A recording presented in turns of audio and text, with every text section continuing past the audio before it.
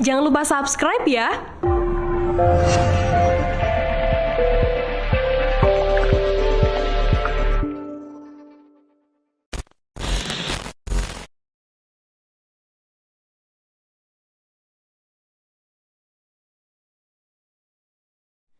Baharudin Yusuf Habibie atau lebih dikenal B.J. Habibie adalah seorang insinyur sekaligus politisi Indonesia yang menjabat sebagai Presiden ketiga Indonesia tahun 98 hingga 99.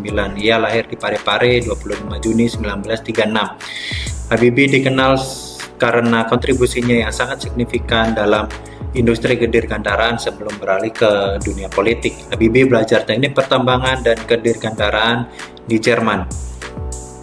Habibie memiliki karir yang sukses di industri kedirgantaraan, khususnya di Jerman. Ia memainkan peran penting dalam desain dan pengembangan pesawat. Ia dikenal atas karyanya pada bernama Faktor Habibie, sebuah formula yang digunakan untuk memprediksi penyebaran retakan pada sebuah sayap. Baiklah, setelah melihat ulasan video terkait profil dari B.J. Habibie, maka kami juga akan menerangkan mengapa akhirnya kami memilih B.J. Habibie sebagai tokoh nasional dalam mengimplementasikan nilai-nilai berakhlak. Karena selain kontribusinya terhadap teknologi, B.J. Habibie juga dikenal sebagai pemimpin yang memiliki integritas yang tinggi. Dia adalah pemimpin yang jujur, tegas, dan sangat berintegritas. Terbukti dari selama masa pemerintahannya, dia berhasil melakukan beberapa perubahan pada tata pemerintahan dan memerangi korupsi.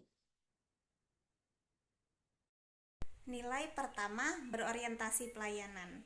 Bapak B.J. Habibie memberikan pelayanan dengan sepenuh hati, tidak hanya ketika beliau menjabat sebagai presiden saja, tetapi beliau juga mengabdikan ilmunya di bidang sains dengan menjadi Menteri Riset dan Teknologi selama hampir 20 tahun. Salah satu buktinya yaitu dengan penemuan-penemuan beliau yang fenomenal di bidang industri pesawat terbang.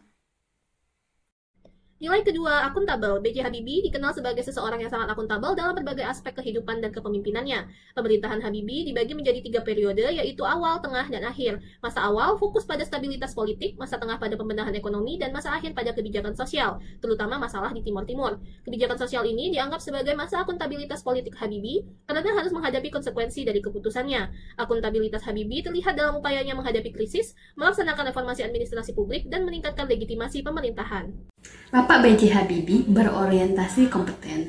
Hal tersebut dibuktikan dengan Bapak B.J. Habibie sebagai Menteri Riset dan Teknologi pada tahun 1978 sampai dengan 1998 memiliki latar belakang atau background pendidikan yang sangat kompeten dengan bidangnya, yakni pada tahun 1954 Presiden kita Bapak B.J. Habibie itu berpendidikan ya, melaksanakan pendidikan di Teknik Mesin ITB. Kemudian dia melanjutkan lagi pendidikannya yang selanjutnya di teknik penerbangan, spesialisasi konstruksi pesawat terbang itu di Jerman pada tahun 1955 sampai dengan 1965. Jadi dia kemudian menjadi Menteri Riset dan Teknologi itu dengan sangat kompeten, dengan sesuai dengan bidang pendidikan yang dimilikinya, background pendidikannya sesuai. Jadi sangat sesuai atau memiliki kompetensi awal yang sesuai dengan jabatannya yang dia miliki.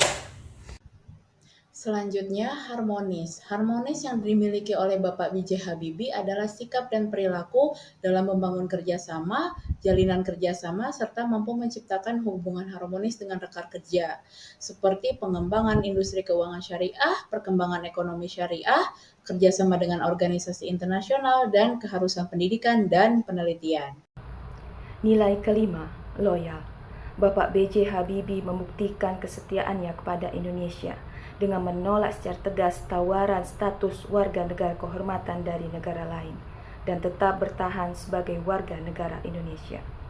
Beliau juga kembali dengan meninggalkan segala keistimewaan jabatan di luar negeri untuk berdedikasi segenap jiwa dan raga kepada Indonesia.